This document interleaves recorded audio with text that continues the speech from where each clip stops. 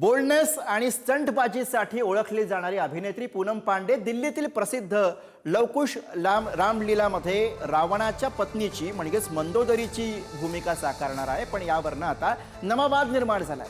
संत महंत आणि विश्व हिंदू परिषदेने पूनम पांडेला विरोध केला असून या निर्णयामुळे सांस्कृतिक आणि धार्मिक भावना दुखावल्या जाऊ शकतात असं त्यांचं म्हणणं आहे।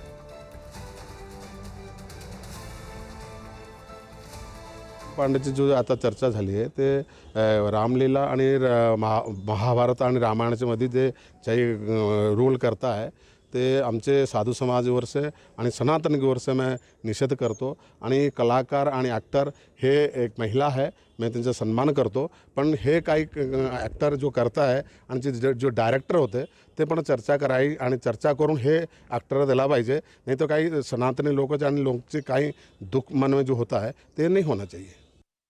चित्रपट सृष्टीमध्ये देखील अनेक नैतिक आणि अनैतिक चित्रपट आणि चित्रपट अभिनेत्रे आहेत। याचा अर्थ असा नव्हे की प्रत्येकालाच अशा पद्धतीचे जर आपण नियम लावू लागलो तर एक वेगळाच संदेश त्यामध्ये जाईल।